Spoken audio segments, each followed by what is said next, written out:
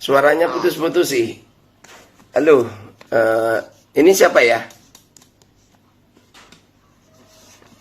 Aku Budi dari Banjarmasin. Oh, dari Banjarmasin. Oh ya. Siapa namanya, panggilannya siapa? Ya, Budi. Oh, Budi. Ya, gimana Mas Budi? Sehat? Sehat alhamdulillah. Oh, Iya, ya. aku mau nanya aja. Oh, nanya. Iya, bisa. Ya, ya. Kan kita secara ilmiah aja, nggak pakai marah-marahan gitu. Iya. Nggak boleh kan marah-marahan gitu kan. Ya kan. Nggak Ya, apa-apa. maafnya Om ganggu nih cuman. Iya, nggak apa-apa. Gimana? Hmm. Kan sekarang banyak orang menyatakan bahwa nasab habaib itu putus, Iya. nggak nyambung sama Rasulullah. Iya. Terus? Bahkan ada yang berani menghina-hina di medsos itu, aku lihat di gambar fotonya Habib Rizik, Habib Bahar di macam-macamin. Iya. Aku sebenarnya kesel loh. Iya. Sebenarnya kesel aku itu. Kalau enggak suka sama habaib, Iya. enggak juga gitu kali.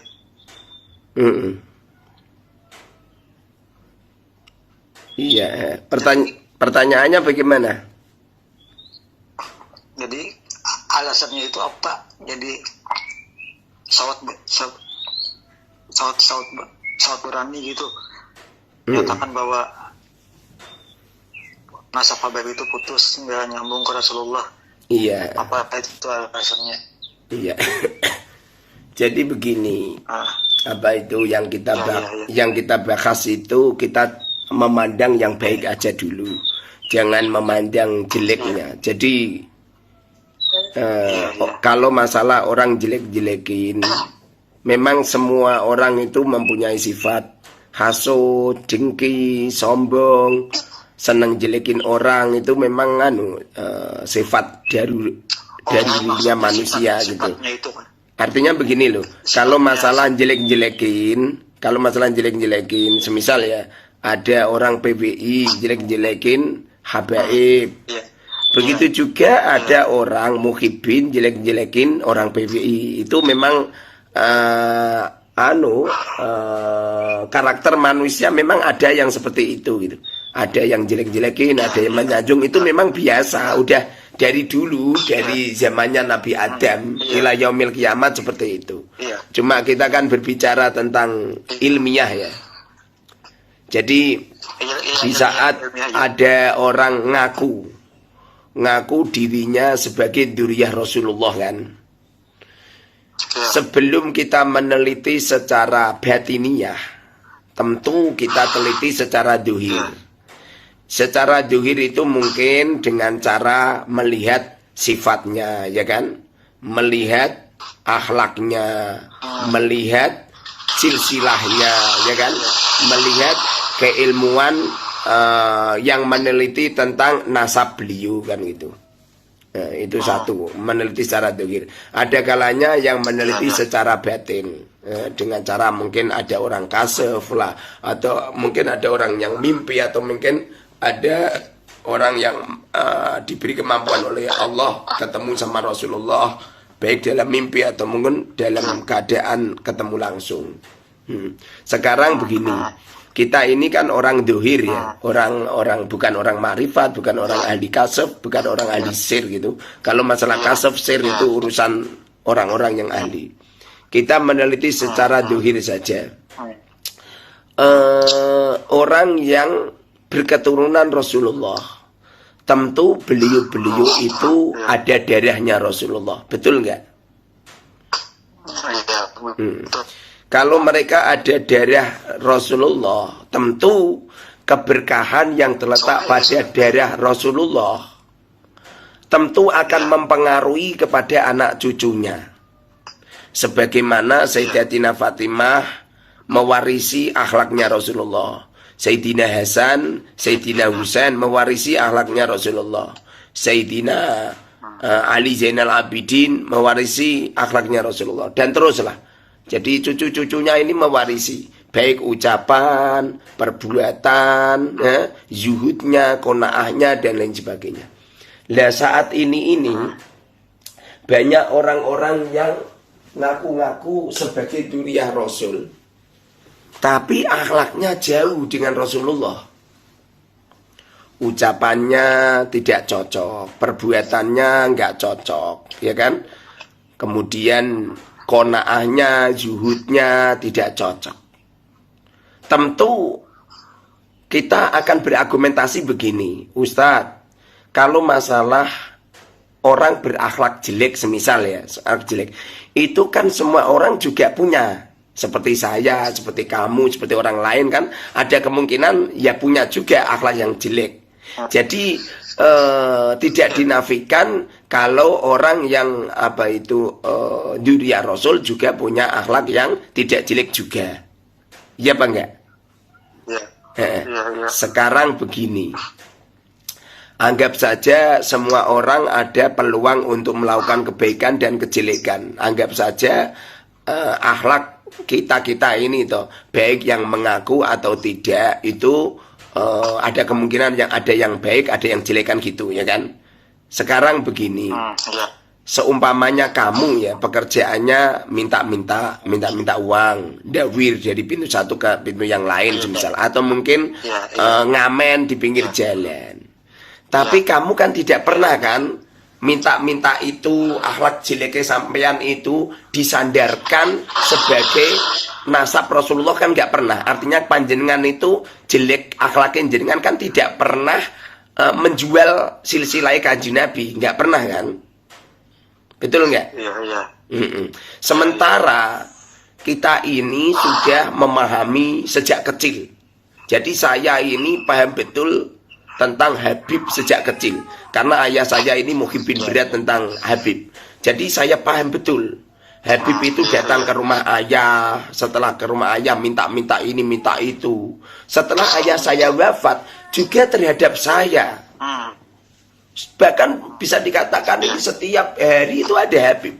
Setiap minggu ada Habib, setiap bulan ada Habib. Beliau minta maksa-maksa gitu. Kalau mereka minta maksa-maksa tidak membawa namanya Kanjeng Nabi, nggak membawa silsilah Kanjeng Nabi, nggak jadi masalah. Yang bermasalah ini adalah minta mereka itu, kemudian mereka itu menyandarkan dirinya ke Rasulullah gitu. Pada akhirnya kan kita eskal kan. Kita eskal, mosok Rasulullah itu rakus harta, Rasulullah itu maksa-maksa, Rasulullah itu gitu. Sehingga kita ini neliti gitu, ini kira-kira dzurriyyah Rasul apa enggak kan gitu.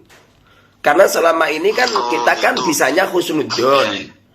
Jadi di waktu Abah Sekumpul itu masih hidup, Abah Sekumpul di waktu hidup kan itu polemik nasab ini kan belum muncul kan. Jadi Abah Sekumpul ini husnudzon. Ya. Di waktu Abah Sekumpul masih hidup, itu kan Abah Sekumpul itu kan husnudzon. Kehusnudzonannya Abah Sekumpul terhadap Habaib, beliau juga sama seperti saya, sama seperti panjenengan, sama seperti banyak ulama di Indonesia yang juga mencintai Habib di waktu itu. Betul nggak? Betul nggak? Jadi kita ini mencintai Habaib. Sebagaimana Abah Sekumpul juga mencintai Habaib. Jadi orang-orang tua kita, para ulama, para kiai, bahkan Yai Imad sendiri atau mungkin kiai-kiai lain, saya sendiri juga cinta. Setelah bertahun-tahun kita meneliti, loh, kok akhlaknya kok jauh dengan Rasulullah, sering melaknat, sering berargumentasi yang menjadikan orang marah dan lain sebagainya kan. Bahkan mereka itu juga ada klaim-klaiman kalau Jawa ini bumi Tarim, ya kan? Indonesia milik Tarim. Bahkan bermunculan makam-makam palsu, makam-makam yang dipalsukan oleh beberapa Habib gitu, oleh oknum-oknum Habib lah. Sehingga kita ini eskal, ini kira-kira benar dzurriyyah Rasul apa enggak kan gitu. Kemudian ada beberapa kiai-kiai yang ahli nasab meneliti silsilahnya habaib, silsilahnya Ba'alawi. Hmm. Setelah diteliti dari beberapa kitab, dari beberapa manuskrip, terus diteliti terus, ya kan? Kemudian ditemukan dari sejak abad ke-9, dari sejak abad ke-9 itu ke atas nyampe Rasulullah. Nasab Ba'alawi ini tidak tersambung gitu. Nasab Ba'alawi ini nggak tersambung. Beliau-beliau sudah meneliti. Kemudian setelah itu beliau-beliau yang ahli nasab itu menyuarakan di tengah-tengah umat, memberitahukan bahwa nasab Ba'alawi tidak nyambung. Bahkan nyampe detik ini belum ada satu pun habaib yang berani menyodorkan sebuah fatwa yang nasab beliau nyambung ke Rasulullah dengan dalil-dalil jelas, dengan manuskrip-manuskrip yang jelas, dengan kitab-kitab yang jelas gitu. Sehingga setelah diteliti kitabnya tidak ada, manuskripnya nggak ada, kemudian akhlak-akhlak beliau itu jauh dengan akhlaknya Rasulullah. Kemudian para ulama-ulama, para kiai-kiai menyimpulkan bahwa mereka itu tidak dzurriyyah Rasulullah gitu loh. Kalau ulama-ulama aku yakin beliau-beliau tidak jelek-jelekin. Yang jelek-jelekin itu kan hanya sekedar oknum. Kalau masalah oknum kan tidak cuman orang-orang PBI saja lah. Orang-orang Habib, orang-orang Muhibin yang masih oknum-oknum, beliau kan juga jelek-jelekin. Kalau masalah jelek-jelekin orang lain toh memang itu karakter kepribadian masing-masing orang gitu. Iya. Jadi kemudian mereka meneliti, hasil dari penelitian nasab Ba'alawi itu tidak nyambung gitu. Paham kan? Paham nggak? Artinya seumpamanya apa itu ada orang yang jelek-jelekin, kita maafkanlah orang-orang yang jelekin. Saya dijelek-jelekin di media sosial biasa, tapi ya saya maafkan. Saya tidak pernah melakukan pembelaan. Bahkan santri, muhibin saya juga saya larang. Sebabnya kalau masalah jelek-jelekin memang itu karakter jeleknya manusia gitu. Paham kan? Iya. Ya, sekarang ini kayak gini Mas. Iya. Ada yang ditanyakan lagi? Ada. Ya. Banyak sih pertanyaanku. Iya. Banyak. Masa satu aja pertanyaanku. Iya. Bisa banyak tanyakan lagi juga nggak apa-apa. Gimana? Iya.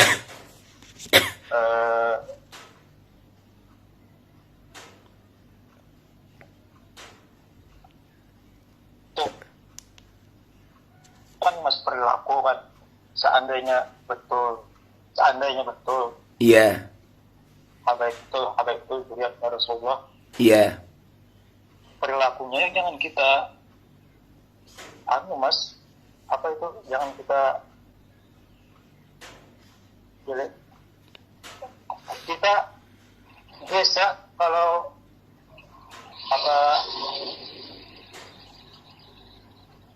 nggak mau mengikuti yang jelek-jeleknya, yang bagusnya aja kita ikuti gitu. Iya. Ya memang itu kaidahnya seperti itu. Jadi kalau ada orang melakukan jelek, jangan ikuti kejelekannya. Kalau ada orang baik, kita ikuti kebaikannya. Itu kaidah umum itu. Itu tidak hanya sekedar berlaku ke Habib saja. Ke semuanya bisa. Iya, semuanya bisa. Iya betul. Cuma sekarang aku bingung kenapa Habib aja yang disodorkan gitu, nggak orang awam. Iya. Jadi begini. Jadi begini. Kalau akhlak orang jelek, kemudian kita tidak mengikuti kejelekannya, ya kan? Kalau ada orang yang minta-minta, kemudian kita tidak setuju dengan permintaannya, kita semua setuju bahwa kita tidak mengikuti kejelekannya, baik dari Habib atau tidak Habib, ya kan? Baik dari orang mulia atau tidak orang mulia. Kalau jelek tetap kita jauhi kejelekannya. Kalau baik kita jauhi kejelekannya gitu. Kita semua orang setuju gitu. Kita orang setuju. Tapi kalau mereka sudah diketahui bahwa mereka tidak duriya Rasul, ya beliau-beliau ulama-ulama yang paham betul tentang penelitian, kemudian beliau mengatakan mereka tidak duriya Rasul, ya udah. Artinya kan di waktu kita mengatakan bahwa mereka tidak duriya Rasul, bukan berarti terus halal jelek-jelekin mereka kan, tidak kan, paham kan? Iya, paham itu. Artinya gini loh, kalau ada orang PWI atau ada orang siapa saja lah, kemudian jelek-jelekin Habib, menuduh ini itu yang bertentangan dengan aturan syariat, ya siapapun orangnya salah. Begitu juga para muhibbin, para Habib yang jelek-jelekin pribumi, jelek-jelekin masyarakat kita, ya kan? Dengan mengatakan Gus Dur buta mata, buta hati, kan gitu kan. Jelek-jelekin orang Indonesia, mereka mengklaim Jawa milik Tarim, Indonesia milik Tarim. Semacam itu kan nggak bener kan. Jadi kita semuanya setuju kalau jelek-jelekin siapapun itu ya nggak bener gitu loh. Paham kan? Jadi kalau masalah karakter menjelek-jelekin, kita tidak setuju. Semua orang nggak setuju semua. Cuma yang perlu digarisbawahi kan gini, ada orang akhlaknya jelek, sifatnya jelek, kemudian beliau menyadarkan kalau dirinya min duriyati Rasul.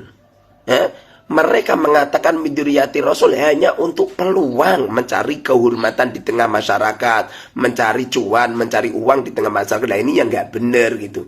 Kalau masalah minta-minta kan jiwa kita juga punya jiwa minta-minta. Orang pribumi juga banyak yang minta-minta. Tapi orang pribumi kan tidak pernah mengatasnamakan dirinya duriya Rasul kan gitu kan. Tapi itu kan sebagian aja mas, sebagian aja itu. Laja. Semuanya. Laja. Semuanya habaib. Betul. Enggak seperti. Iya. Betul, betul. Memang sifat jelek itu tidak semua habaib. Tapi setelah diteliti nasab mereka, jebul-jebul Habib itu tidak duriya Rasul. Dan itu tidak hanya sebagian Habib, tapi semua habaib di Indonesia setelah diteliti di di silsilah nasab atau di di manuskrip beliau tidak min duriyati Rasul gitu loh. Jadi waktu ada orang mengatakan seperti ini bukan berarti beliau itu salah, enggak. Beliau berhak untuk untuk menyampaikan sebuah argumentasi keilmuan gitu. Paham kan? Kita orang ini toh pengennya itu ya tidak ada pertikaian, tidak ada ini itu gitu.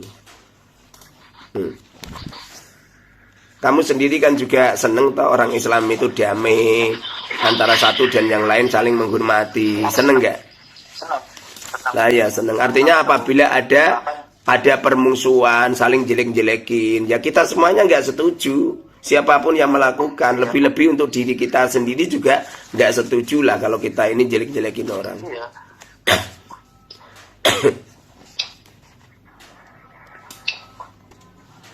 Bahkan di Banjarmasin ini ada sebagian orang yang ngatain juga, ada sebagian. Nah ya, ngata-ngatain seperti itu, toh siapapun yang melakukan, baik yang melakukan muhibbin atau orang-orang PBI juga salah gitu. Iya. Tapi kalau sebuah penelitian, kalau sudah diteliti bahwa Habib itu tidak duriya Rasul, maka orang yang paham seperti saya, maka hukumnya wajib untuk menyampaikan ke umat bahwa Habib-Habib itu tidak duriya Rasul. Nggak boleh disimpan. Kalau simpan, maka saya dosa karena menyimpan ilmu. Kitmanul ilm itu haram. Iya. Sekarang gini, yang menyampaikan siapa mas? Yang menyampaikan apa? Itu aja pertanyaanku. Iya, yang menyampaikan juga. Allah bukan juga terus tuh. Yang menyampaikan banyak, ulama-ulama banyak. Saya sendiri juga menyampaikan kalau Habib tidak duriya Rasul.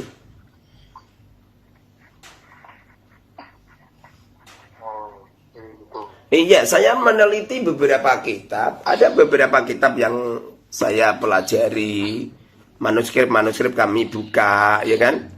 Nah, setelah kami buka dari satu ke yang lain, jebul-jebul apa itu Habib itu tidak nyambung ke Rasulullah. Kalau Habib itu tidak nyambung ke Rasulullah, mosok saya dipaksakan untuk meyakini bahwa Habib min dzurriyyati Rasul. Hanya berdasarkan mimpi atau hanya berdasarkan apa itu cerita-cerita khurafat kan gitu. Jadi intinya gitu ini. Iya.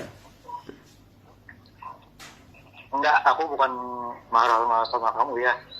Enggak apa-apa, panjenengan marah juga enggak apa-apa. Saya bebas. Ya, enggak. Aku enggak berani, enggak berani kelahi, Mas. Iya. Iya, gimana? Jadi semasa guru seumur hidup kan,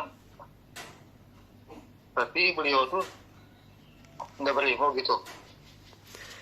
Guru sekumpul itu husnudzon bahwa Habib itu adalah dzurriyyah Rasul. Dulu di masa Abah sekumpul masih hidup, saya juga husnudzon kalau Habib itu dzurriyyah Rasul. Kiai Imad juga di saat itu juga husnudzon kalau beliau itu adalah dzurriyyah Rasul. Banyak ulama-ulama Indonesia ini di waktu Abah sekumpul hidup, kita semua juga apa itu husnudzon itu. Artinya tidak cuma Abah sekumpul doang, kita ini juga husnudzon. Zaman Abah sekumpul masih hidup kan panjenengan lihat sendiri apa itu belum ada polemik nasab kan? Lah ya artinya kalau di waktu itu belum ada polemik nasab, kita semua masih setuju gitu loh. Sebabnya belum ada penelitian gitu loh. Sekarang Kiai Al-Bantani itu kan yang sudah meninggal itu. Kiai aku juga. Kiai Al-Bantani siapa itu namanya? Syekh Nawawi Al-Bantani. Ya, Syekh Nawawi Al-Bantani. Iya, Syekh Nawawi Al-Bantani itu hidup di masa silsilah Habaib belum diteliti.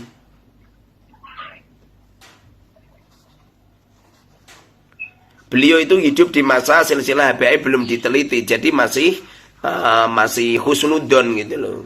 Jadi wajar kalau beliau itu tidak berfatwa bahwa Habib tidak dzurriyyah Rasul, wajar. Tidak cuman Syekh Nawawi saja, semua ulama di Indonesia rata-rata ya mengatakan bahwa Habib itu min dzurriyyati Rasul. Saya sendiri dulu juga seperti itu. 1 tahun sebelum ini saya itu juga meyakini kalau Habib itu tidak dzurriyyah Rasul. Bahkan saya juga nyampe pernah berkunjung ke Yaman, belajar sama mas saya Yaman. Bahkan anak saya itu juga saya pondokkan di Yaman. Karena di waktu itu saya masih muhibbin. Bahkan nyampe detik ini anak saya juga masih mondok di Yaman. Karena memang di waktu itu masih muhibbin.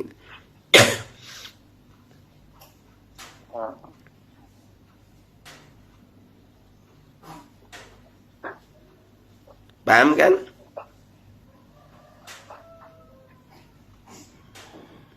Ya, paham. Jadi intinya, kenapa kok Abah sekumpul itu percaya bahwa Habaib itu min dzurriyyati Rasul? Jawabannya, sebab beliau husnudzon. Di waktu itu memang belum ada polemik. Kalau masalah di waktu itu Abah sekumpul percaya bahwa Habib itu min dzurriyyati Rasul, tidak Abah sekumpul saja. Mayoritas rakyat Indonesia rata-rata masih mengakui bahwa Habib itu min dzurriyyati Rasul gitu loh. Saya sendiri di waktu itu juga. Saya ini pindah haluan atau tidak mempercayai Habib sebagai dzurriyyati Rasul itu baru 1 tahun ini. 1 tahun yang lalu saya itu masih mengirimkan santri-santri saya ke Solo untuk mengikuti Khol Solo. Saya tidak mengirimkan ya baru kali ini. Artinya saya ini baru gitu loh. Seperti panjenengan saat ini kan masih muhibbin, masih meyakini, ya kan? Aku yakin kalau panjenengan benar-benar mau mutola'ah, mau belajar, mau menerima argumentasi siapapun, aku yakin suatu saat panjenengan akan sadar. Lah, di waktu panjenengan sadar, panjenengan juga meyakini bahwa dulu panjenengan masih husnudon gitu loh. Jadi kalau masalah sifat jelek tidak hanya kita-kita saja, siapapun orangnya, tidak hanya Habib saja, siapapun orangnya ada peluang melakukan kejelekan. Tapi yang digarisbawahi kan gini, kadang-kadang ada orang sifatnya jelek, ya kan, akhlaknya jauh dengan Rasulullah, kemudian beliau itu menyandarkan silsilahnya ke Rasulullah, tapi setelah diteliti jebul-jebul orangnya tidak dzurriyyah Rasul, kan berbahaya. Kasihan umat kan.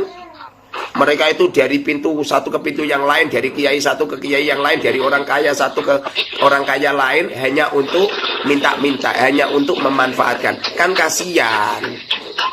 Jadi jangan sampai mereka-mereka itu yang jelas-jelas tidak dzurriyyah Rasul kemudian ngaku-ngaku seperti itu, minta-minta seperti itu, dengan menyandarkan silsilah mereka ke Rasulullah. Kan kasihan beliau. Paham kan?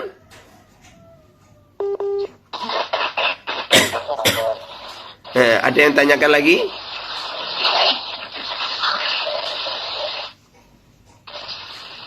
Ada yang ditanyakan lagi? Sementara nggak ada bang.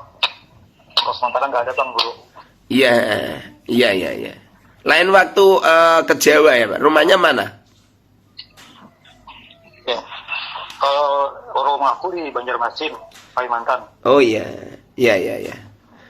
Kapan-kapan datang ke Jawa, semoga berkah manfaat. Nanti tak terangkan semua, tak beritahu kitab-kitabnya, fatwa-fatwa ulama dan lain sebagainya.